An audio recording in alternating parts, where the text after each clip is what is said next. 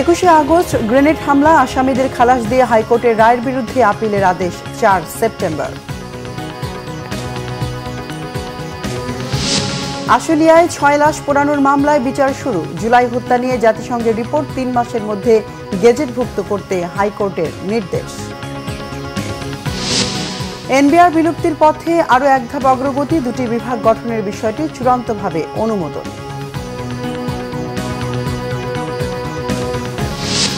ডেঙ্গুতে 24 ঘন্টায় 5 জনের মৃত্যু, এ নিয়ে এবছর মৃত্যু দাঁড়ালো 110 জনে। একই সঙ্গে বাড়ছে চিকুনগুনিয়া।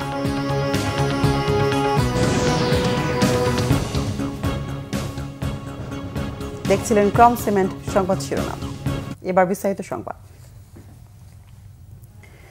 21শে আগস্ট গ্রেনেড হামলা মামলায় বিএনপির ভারপ্রাপ্ত চেয়ারম্যান তারেক রহমান সহ সব আসামিকে খালাসের বিরুদ্ধে আপিলের রায় 4 সেপ্টেম্বর।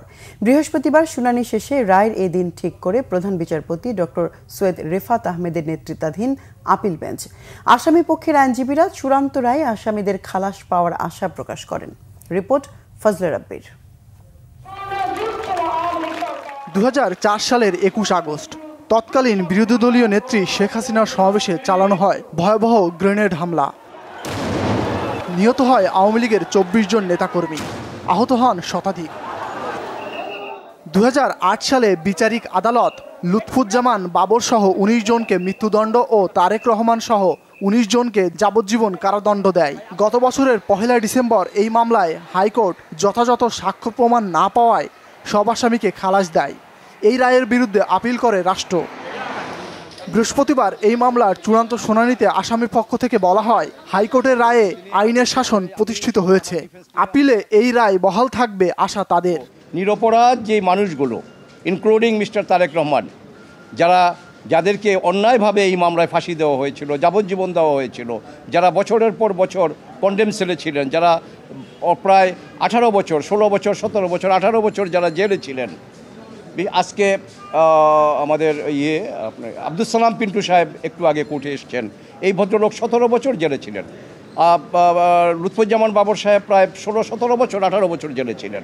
তা কাজেই আমরা হাইকোর্ট বিভাগে যেই রায় ছিল খালাসের, সেই রায় যাতে বহাল থাকে এইভাবে আমরা নিবেদন করেছি এবং আমরা আশাবাদী। সর্বোপরি আমরা আল্লাহ রাব্বুল আলামিনের কাছে করজোড়ে আমরা প্রার্থনা করি যেন এই খালাসের রায় বহাল থাকে এবং আমরা আশা করি যে এই খালাসের রায় বহাল থাকবে। আমরা প্রত্যাশা করেছিলাম যে একটা ন্যায় বিচার হবে এবং প্রকৃত দোষীদের শাস্তি হবে, কিন্তু দেখা গেল যে প্রকৃত দোষীদের শাস্তি দিতে গেলে হয়তো থলের বিড়াল বের হয়ে যাবে।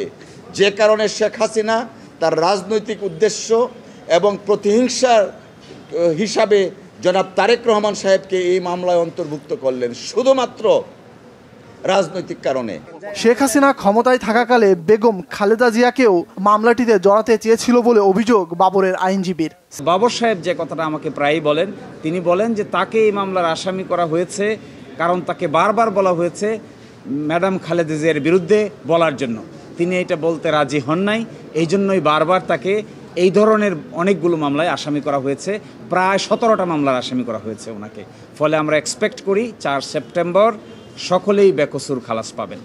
4 সেপ্টেম্বর রায়ের মধ্য দিয়ে 21 বছর পর এই মামলার চূড়ান্ত নিষ্পত্তি হবে আপিল বিভাগে। ফজলে রাব্বি, বাংলা ভিশন, ঢাকা। আশুলিয়ায় 6 মরদেহ পোড়ানোর মামলায় সাবেক এমপি সাইফুল সহ 16 জনের বিচার শুরু হয়েছে। 8 জনের বিরুদ্ধে গ্রেফতারি পরোয়ানা জারি করেছে ট্রাইব্যুনাল। এদিকে এই মামলায় রাজসাক্ষী হতে চান পুলিশ সদস্য শেখ আফজালুল হক। এই ব্যাপারে তিনি ট্রাইব্যুনালে আবেদন করেছেন। জুলাই আগস্টের আন্দোলনের সময় আশুলিয়ায় 6 জন যুবককে গুলি করে হত্যা ও জীবন্ত পুড়িয়ে ফেলার ঘটনায় অভিযুক্ত 16 জনের বিচার শুরু হয়েছে। বৃহস্পতিবার আন্তর্জাতিক অপরাধ ট্রাইব্যুনাল 2 এর চেয়ারম্যান বিচারপতি নজরুল ইসলাম চৌধুরীর নেতৃত্বে গঠিত বিচারিক প্যানেল আসামিদের বিরুদ্ধে অভিযোগ গঠন করার বিষয়ে রায় ঘোষণা করেন। এর মাধ্যমে মামলার বিচারিক কার্যক্রম শুরু হলো। এর আগে গত 7 আগস্ট প্রসিকিউশন তাদের অভিযোগ গঠন বিষয়ক শুনানি শেষ করে। গত 2 জুলাই প্রসিকিউশন এই মামলায় 16 জনের বিরুদ্ধে ট্রাইব্যুনালে আনুষ্ঠানিক অভিযোগপত্র জমা দেয়। গত বছরের 5 আগস্ট আশুলিয়ায় এই ভয়াবহ ঘটনা ঘটে। পুলিশের গুলিতে 6 জন তরুণ প্রাণ হারান। এরপর তাদের মৃতদেহ একটি পুলিশ ভ্যানে তুলে আগুন ধরিয়ে দেওয়া হয়।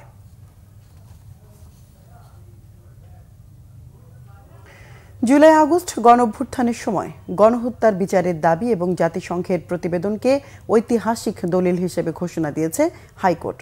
সংশ্লিষ্ট কর্তৃপক্ষকে আগামী ৩ মাসের মধ্যে জুলাই রেভুলেশন ২০২৪ হিসেবে গেজেট নোটিফিকেশন করার নির্দেশনা দিয়েছেন আদালত।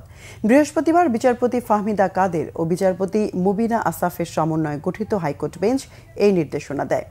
রিটকারী আইনজীবী মোহাম্মদ তানভীর আহমেদ জানান, জুলাই আগস্ট গণঅভ্যুত্থানের সময় মানবাধিকার লঙ্ঘন বিষয়ে জাতিসংঘের মানবাধিকার বিষয়ক দপ্তরের ফ্যাক্ট ফাইন্ডিং প্রতিবেদনকে ঐতিহাসিক দলিল হিসেবে কেন ঘোষণা করা হবে না তা জানতে চেয়ে রুল দিয়েছে হাইকোর্ট। প্রমাণ হিসেবে ভবিষ্যৎ প্রজন্মের জ্ঞান আহরণ বা গবেষণার উদ্দেশ্যে প্রতিবেদনটি কেন সংরক্ষণ করা হবে না তাও জানতে চাওয়া হয়েছে রুলে। এই রুলের ওপর রায় ঘোষণা করা নির্ধারিত দিন ছিল ৩ আগস্ট, কিন্তু রাষ্ট্রপক্ষ সময় চাওয়ায় আজ সেই রায় দেয়া হয়েছে। ২০২৪ সালের ১ জুলাই থেকে ১৫ আগস্ট পর্যন্ত বাংলাদেশে সংঘটিত মানবাধিকার লঙ্ঘনের ঘটনাগুলো বিশ্লেষণ ও গুরুতর আহত সহ অনেক বিক্ষোভকারীর সঙ্গে কথা বলে প্রতিবেদন তৈরি করেছে জাতিসংঘের মানবাধিকার বিষয়ক হাই কমিশনারের দপ্তর। ওই প্রতিবেদন গত ফেব্রুয়ারি মাসে প্রকাশিত হয়। জাতিসংঘের প্রতিবেদনটি যুক্ত করে চলতি মাসে সম্পূরক আবেদনটি করেন রিট আবেদনকারী। রাজস্ব আদায় ও রাজস্ব নীতি ব্যবস্থাপনার পৃথকীকরণে আলাদা দুটি বিভাগ গঠনের চূড়ান্ত অনুমোদন দিয়েছে উপদেষ্টা পরিষদ। প্রধান উপদেষ্টা ডক্টর মোহাম্মদ ইউনূসের সভাপতিত্বে উপদেষ্টা পরিষদের বৈঠকে এই অনুমোদন দেওয়া হয়। বৃহস্পতিবার প্রধান উপদেষ্টার তেজগাঁও কার্যালয়ে বৈঠকটি অনুষ্ঠিত হয়। বৈঠকে প্রধান উপদেষ্টা ছাড়াও আইন উপদেষ্টা আসিফ নজরুল, স্বরাষ্ট্র উপদেষ্টা জাহাঙ্গীর আলম, পরিবেশ উপদেষ্টা সৈয়দা রিজওয়ানা হাসান সহ অন্যান্য উপদেষ্টা ও সংশ্লিষ্ট কর্মকর্তারা উপস্থিত ছিলেন। বৈঠকে সিদ্ধান্ত হয় রাজস্ব নীতি ব্যবস্থাপনা বিভাগের যোগ্যতা ও অভিজ্ঞতার ভিত্তিতে যে কোনো ক্যাডার থেকে নেওয়া হবে। এছাড়া বাংলাদেশ ও পাকিস্তানের মধ্যে অফিসিয়াল পাসপোর্টধারীদের জন্য ভিসা এভিলেশন চুক্তির অনুমোদন দিয়েছে উপদেষ্টা পরিষদ। এর ফলে এখন থেকে দুই দেশের অফিসিয়াল পাসপোর্টধারীরা বিনা ভিসায় পাকিস্তান যেতে পারবে। পাকিস্তানের অফিসিয়াল পাসপোর্টধারীদেরও বাংলাদেশে আসতে ভিসা লাগবে না। জানানো হয় ২৪ তারিখ থেকে কক্সবাজারের রোহিঙ্গা সম্মেলনে ৪০টিরও বেশি দেশের প্রতিনিধি অংশ নেবে। ডাকসু নির্বাচনে ছবিসহ ভোটার তালিকা তৈরির দাবি জানিয়েছেন সাধারণ ছাত্র অধিকার পরিষদ মনোনীত ভিপি প্রার্থী মোহাম্মদ বিন ইয়ামিন মোল্লা। আর ছাত্রদল মনোনীত ভিপি প্রার্থী আবিদুল ইসলাম খান বলেছেন, নির্বাচিত হলে আগামীতে জুলাইয়ের চেতনায় সকল দলের সহ অবস্থান নিশ্চিতে কাজ করবেন। ঢাকা বিশ্ববিদ্যালয়ের মধুর ক্যান্টিনের সামনে সংবাদ সম্মেলন করেন ছাত্র অধিকার পরিষদ মনোনীত ভিপি প্রার্থী Bin Yamin Molla. Vote for change and change for DUCSU নামে এ সময় তাদের প্যানেল ঘোষণা করেন তিনি। ডাকসু নির্বাচনে বিজয়ী হয়ে ক্যাম্পাসে পড়াশোনার পরিবেশ ফিরিয়ে আনার পাশাপাশি শিক্ষার্থীদের আন্তর্জাতিক মানের গবেষণার পক্ষে কাজ করে যাওয়ার প্রতিশ্রুতি দেন তিনি। একই দিন দুপুরে সাংবাদিকদের সাথে কথা বলেন ছাত্রদল মনোনীত ভিপি প্রার্থী আবিদুল ইসলাম খান। এ সময় তিনি বলেন, ভবিষ্যতে হলগুলোতে গেস্ট রুম কালচার চিরতরে বন্ধ করে একটি সুন্দর ক্যাম্পাস গঠনে মনোযোগী হবেন তারা। ঢাকা বিশ্ববিদ্যালয় রাজনীতির নামে আর কোনোদিন যাতে সাধারণ শিক্ষার্থীদের ওপর কেউ অত্যাচার জুলুম চালাতে না পারে সে বিষয়ে সজাগ থাকার প্রতিশ্রুতিও দেন তিনি। যখন আমাদের প্যানেল ঘোষণা হয়েছে, ঘোষণা হওয়ার পর আমরা নিত্যানন্দ পাল এই মুহূর্তে আপনাদের সামনে বিশ্ববিদ্যালয়ের যে পড়াশোনার পরিবেশ সেটা কিন্তু সম্পূর্ণভাবে বিলুপ্তির পথে। এই বিশ্ববিদ্যালয়ে পড়াশোনা, ঢাকা বিশ্ববিদ্যালয়ের একটা স্টুডেন্ট যখন ভর্তি হওয়ার পরে সে প্রথমে গেস্ট রুম কর্নারে গিয়ে তারপর তার সিনিয়রদের কাছ থেকে শুনতেছে ডিপার্টমেন্টের পড়াশোনা করতে হবে না, পড়াশোনার প্রয়োজন নাই, রেজাল্ট প্রয়োজন নাই, দুদিন পরে বিসিএস এর পড়াশোনা করবা, না হলে রাজনীতি করো, মিছিল করো। এই যে একটা নিকৃষ্ট ধ্যান ধারণা বাংলাদেশের শিক্ষা ব্যবস্থাকে যে ধ্বংস করে দেওয়ার যে একটা ধ্যান ধারণা, এখান থেকে নিঃসন্দেহে আমরা বেরিয়ে আসবো এবং সেই রাজনৈতিক সংস্কৃতিকে আমরা মূলোৎপাটন করব। যে একটি দলের চাওয়ার প্রেক্ষিতে তাদের প্রভাবের কারণে ডাকসুর মনোনয়ন জমা দেওয়ার সময় একদিন বাড়িয়ে দেওয়া হয়। আর এইদিকে আমরা বিশ্ববিদ্যালয় প্রশাসনের কাছে বিশ্ববিদ্যালয়ের এই প্রায় 40,000 ভোটারের যে দাবি, প্রার্থীর যে দাবি, যৌক্তিক দাবি আমরা বলতেছি যে আপনারা নাম ব্যালট নাম্বারের পাশে ছবি যুক্ত করেন, এইটা তারা যুক্ত করতেছে না। আমরা যৌক্তিক দাবির কথা বলতেছি যে সেই 19 সালে যারা আমাদের উপরে হামলা করেছে, যাদের নেতৃত্বে হামলা হয়েছে, অন রেকর্ড আছে সেই বিষয়গুলো, সেগুলোর আপনারা বিচার করেন, সেগুলো তারা বিচার করতেছে না, সেগুলো তারা ঝুলিয়ে রেখেছে। এই বিষয়ে সংবাদ সম্মেলনের আহ্বান করেছি। জাতীয় নাগরিক পার্টির সদস্য সচিব আখতার হোসেন বলেছেন, বিচার ও সংস্কারকে পাশ কাটিয়ে সরকার যদি নির্বাচনের দিকে অগ্রসর হয় তাহলে দেশের মানুষের জন্য তা কাঙ্ক্ষিত গণতন্ত্রের রূপান্তর ঘটাতে সক্ষম হবে না। দুপুরে রংপুরের হারাগাছে এক পথসভায় তিনি এসব কথা বলেন। আখতার হোসেন বলেন, সরকার চাইলে যে কোনো সময় নির্বাচন দিতে পারে, তবে তার আগে সকল সংস্কার বাস্তবায়ন, বিচার প্রক্রিয়া দৃশ্যমান, মাঠ প্রশাসনের নিরপেক্ষতা ও লেভেল প্লেইং ফিল্ড নিশ্চিত করতে হবে। বাংলাদেশের নতুন সংবিধানের বাস্তবতায় সরকার গণপরিষদ নির্বাচন আয়োজন করলে এনসিপি তাতে সাধুবাদ জানাবে বলেও মন্তব্য করেন তিনি। সরকার যে নির্বাচনের সময়সীমার কথা বলেছে, যে কোনো সময় নির্বাচন আয়োজন করতে পারে সরকার, কিন্তু তার আগে সরকারের অবশ্য পালনীয় কিছু কর্তব্য রয়েছে। সংস্কারগুলোকে বাস্তবায়ন করা, বিচারকে দৃশ্যমান পর্যায়ে উন্নীত করা এবং মাঠ প্রশাসনের নিরপেক্ষতা নিশ্চিত করা, একটা লেভেল প্লেইং ফিল্ড ইনশিওর করা। সেই জায়গাগুলোতে সরকার যত দ্রুত এটা করতে পারবে তত দ্রুত সরকার নির্বাচনের দিকে অগ্রসর হতে পারে। এবং বাংলাদেশে যেহেতু একটা নতুন সংবিধানের বাস্তবতা রয়েছে, সে জায়গা থেকে গণপরিষদ নির্বাচনের দাবি আমরা অনেক আগে থেকেই সরকারের কাছে করে এসেছি। সরকার যে কোনো সময় গণপরিষদ নির্বাচনের আয়োজন করতে পারে, সে ব্যাপারে আমরা সরকারের এই উদ্যোগকে আমরা সাধুবাদ জানাবো। ডেঙ্গুতে গেল 24 ঘন্টায় প্রাণহানি হয়েছে 5 জনের। এই নিয়ে চলতি বছর ডেঙ্গুতে মৃত্যু হলো 110 জনের। একদিনে 311 জন সহ এবছর ডেঙ্গুতে আক্রান্তের সংখ্যা 27,782 জন। বিশেষজ্ঞ চিকিৎসকরা বলছেন, ডেঙ্গুর পাশাপাশি রাজধানীতে বাড়ছে এডিস মশাবাহিত রোগ চিকুনগুনিয়া। তবে এবারে ডেঙ্গু রোগের উপসর্গ ভিন্ন বলে জানাচ্ছেন চিকিৎসকরা। বিস্তারিত মামুন আব্দুল্লাহর রিপোর্টে। হাসপাতালগুলোতে ডেঙ্গু রোগীর ভয়াবহতা ভাবাচ্ছে সবাইকে, বাড়ছে রোগীর সংখ্যাও। তবে এবার পুরনো উপসর্গের পাশাপাশি দেখা দিচ্ছে নতুন নতুন উপসর্গ। রোগীর আত্মীয় ও ডাক্তাররা বলছেন, খুব দ্রুত কাবু হয়ে যাচ্ছে আক্রান্তরা। 3 দিন ধরে আছে, অনেক ব্যথা, অনেক জ্বর আর ব্যথা কমতেছে না, একটুও না। ওষুধ খাইলেও কমতেছে না। 2টা রিপোর্ট করার পরে এরপরে আছে 3000-এ। এখন ডাক্তারে বললো যে রক্ত লাগবে, পরে রক্ত ম্যানেজ করছি, আরও রক্ত লাগবে, 1 ব্যাগ শুধু ম্যানেজ করছি। স্বাস্থ্য অধিদপ্তরের নিয়মিত বিজ্ঞপ্তিতে বলা হয়েছে, এডিস মশাবাহী রোগ ডেঙ্গুতে আক্রান্ত হয়ে একদিনে আরও 5 জনের মৃত্যু হয়েছে। এতে চলতি বছর এখন পর্যন্ত মশাবাহিত রোগটিতে মৃতের সংখ্যা বেড়ে 110 জনে দাঁড়িয়েছে। এছাড়া গত 24 ঘন্টায় ডেঙ্গু নিয়ে নতুন করে 311 জন হাসপাতালে ভর্তি হয়েছে। চিকিৎসকরা বলছেন, এবারের উপসর্গ ভিন্ন, তাই বিশেষভাবে সতর্ক থাকার পরামর্শ তাদের। প্রথমে জ্বর, আর যাদের হ্যামোরেজিং থাকে, তাদের ব্লিডিং থাকে, শরীরে অনেক জায়গায় র্যাশ থাকে। স্বাস্থ্য অধিদপ্তর জানিয়েছে, গত একদিনে ডেঙ্গুতে ঢাকা দক্ষিণ সিটি কর্পোরেশনে 3 জন মারা গেছেন। পাশাপাশি এই সময়ে রাজশাহী বিভাগে 2 জনের মৃত্যু হয়েছে। অন্যদিকে গত 24 ঘন্টায় বরিশাল বিভাগে সবচেয়ে বেশি ডেঙ্গু রোগী 82 জন হাসপাতালে ভর্তি হয়েছে। মামুন আব্দুল্লাহ, বাংলাভিশন, ঢাকা। সূচক কমার মধ্য দিয়ে সপ্তাহ শেষ করল দেশের 2 শেয়ার বাজার, ঢাকা ও চট্টগ্রাম স্টক এক্সচেঞ্জ। সূচক হারানোর আগের দিনের ধারাবাহিকতায় ডিএসসিতে সাধারণ সূচক কমেছে 4 পয়েন্ট। দেশের প্রধান পুঁজিবাজার ডিএসসিতে আজ সূচক বৃদ্ধির মধ্য দিয়ে লেনদেন শুরু হলো। মাত্র 10 মিনিট পরে সূচক নিম্নমুখী হয়ে যায়। সকাল 10:30টার পর সূচক আবারও উপরের দিকে ওঠার চেষ্টা করে, তবে তা বেশিক্ষণ স্থায়ী হয়নি। এরপর সূচকের ব্যাপক ওঠানামা শুরু হয়। দিন শেষে ডিএসসি সাধারণ সূচক কমে দাঁড়িয়েছে 5347 পয়েন্ট। লেনদেন হওয়া কোম্পানি ও মিউচুয়াল ফান্ডের মধ্যে দাম বেড়েছে 117টির, কমেছে 208টির ও অপরিবর্তিত রয়েছে 72টির। ব্যাংকের শেয়ার ও মিউচুয়াল ফান্ডের ইউনিটের লেনদেন হবার প্রবণতাও খানিকটা কম ছিল আজ। মোট লেনদেন হয়েছে 766 কোটি টাকা।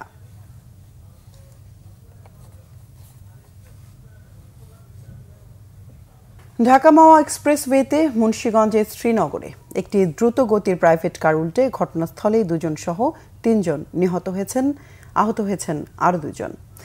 উপজেলার 16ঘর যাত্রী ইউনি এলাকায় বৃহস্পতিবার সকাল 6টার দিকে দুর্ঘটনা ঘটে। খবর পেয়ে ফায়ার সার্ভিসের সদস্যরা দ্রুত ঘটনাস্থলে গিয়ে আরও 2 জনকে আশঙ্কাজনক অবস্থায় উদ্ধার করে উপজেলা স্বাস্থ্য কমপ্লেক্সে নিয়ে যায়। চিকিৎসকরা 1 জনকে মৃত ঘোষণা করেন। আহত অপর ব্যক্তির অবস্থা গুরুতর বলে জানিয়েছেন শ্রীনগর উপজেলা স্বাস্থ্য কর্মকর্তা মমিন উদ্দিন।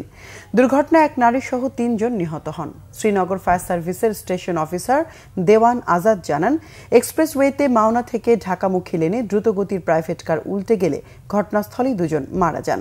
নিহতরা হলেন আরমান, রাইসা ও তানজেল। খাগড়াছড়ির রামগড়ে মা ও মেয়েকে গলা কেটে হত্যা করেছে দুর্বৃত্তরা। এই ঘটনায় পুরো এলাকায় আতঙ্ক ও শোকের ছায়া নেমে এসেছে। রামগড় সদর ইউনিয়নের পূর্ব বাগানটিলা গ্রামে নির্মম এই হত্যাকাণ্ডের ঘটনা ঘটে। নিহতরা হলেন ৯০ বছর বয়সী আমেনা বেগম ও তার মেয়ে রায়হানা আক্তার। খবর পেয়ে পুলিশ দুপুরে ঘটনাস্থলে গিয়ে তাদের রক্তাক্ত মরদেহ উদ্ধার করে। বুধবার রাতের কোনো সময় এই হত্যাকাণ্ড হয়ে থাকতে পারে বলে ধারণা পুলিশের। রাতে মা মেয়ে ছাড়া আর কেউ বাড়িতে ছিলেন না বলে জানিয়েছেন স্থানীয়রা। তারা জানায় জমিজমা নিয়ে পারিবারিক বিরোধ চলে আসছিল। কেন এবং কারা এই ঘটনায় জড়িত তা তদন্ত করে দেখছে পুলিশ। খুলনার প্রকৌশল ও প্রযুক্তি বিশ্ববিদ্যালয় কুয়েটে দ্বিতীয় দিনের মতো ব্যাচ ধারণ করে অবস্থান কর্মসূচি পালন করেছে শিক্ষক সমিতি। প্রশাসনিক ভবনের নিচে দুপুর 12:30 থেকে 1টা পর্যন্ত এই কর্মসূচি পালন করেন তারা। গত 18 ফেব্রুয়ারি শিক্ষক লাঞ্ছনায় অভিযুক্ত শিক্ষার্থীদের বিচারের দাবিতে 3 সপ্তাহের আলটিমেটাম দেয় শিক্ষক সমিতি। আলটিমেটাম শেষ হলেও ভাইস চ্যান্সেলর কোনো পদক্ষেপ না নেওয়ায় দ্বিতীয় দিনে গড়ায় অবস্থান কর্মসূচি। আগামী 26 আগস্টের মধ্যে দাবি মানা না হলে কঠোর কর্মসূচি দেওয়ার ঘোষণা দেন তারা।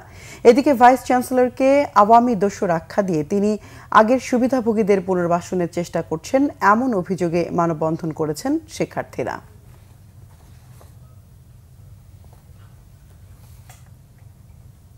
দেশের বিভিন্ন জায়গার আরো কিছু খবর নিয়ে এখন একটি ডেস্ক রিপোর্ট দেখুন। স্বেচ্ছাসেবক দলের ৪৫তম প্রতিষ্ঠা বার্ষিকী উপলক্ষে র্যালি হয়েছে গাজীপুরের টঙ্গীতে। র্যালিটি ময়মনসিংহ মহাসড়কের চেরাক আলী থেকে শুরু হয়ে টঙ্গী কলেজ গেটে গিয়ে সংক্ষিপ্ত সমাবেশের মধ্য দিয়ে শেষ হয়। প্রধান অতিথি ছিলেন মহানগর স্বেচ্ছাসেবক দলের আহ্বায়ক শাহাদাত হোসেন শাহিন। প্রতিষ্ঠা বার্ষিকী উপলক্ষে র্যালি ও আলোচনা সভা হয়েছে সিলেটের বিশ্বনাথে। র্যালিটি দুপুরে দলীয় কার্যালয় থেকে শুরু হয়ে বিভিন্ন সড়ক প্রদক্ষিণ করে। আলোচনায় প্রধান অতিথি ছিলেন উপজেলা বিএনপির সভাপতি গৌস আলী।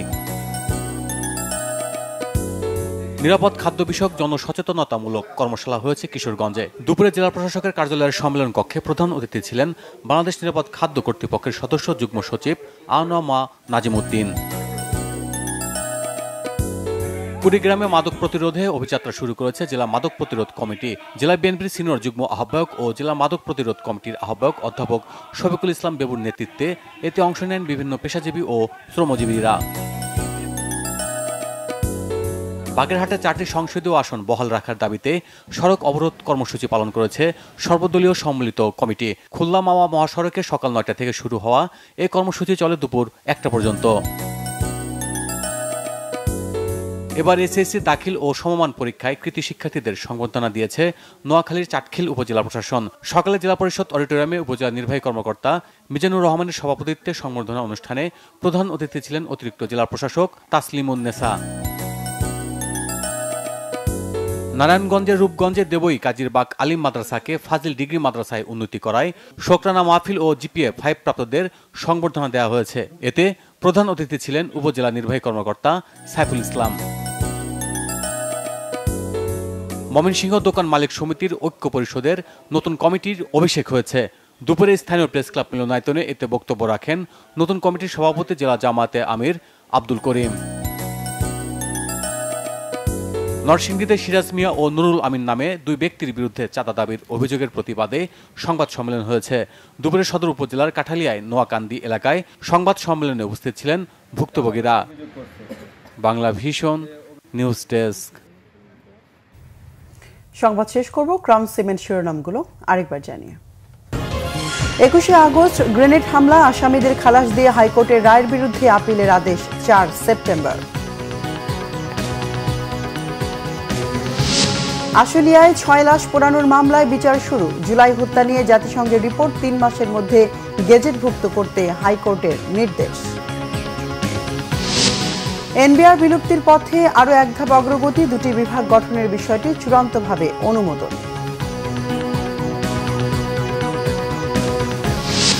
ডেঙ্গুতে 24 ঘন্টায় 5 জনের মৃত্যু, এ নিয়ে এবছর মৃত্যু দাঁড়ালো 110 জনে। একই সঙ্গে বাড়ছে চিকুনগুনিয়া।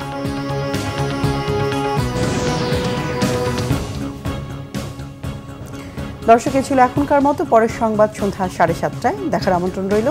এছাড়া বাংলা ভিশন সংবাদ ও সংবাদ সংশ্লিষ্ট অনুষ্ঠান দেখতে ভিজিট করুন www.bvnews24.com ও facebook.com/banglavisionnews এবং সাবস্ক্রাইব করুন youtube.com/banglavisionnews।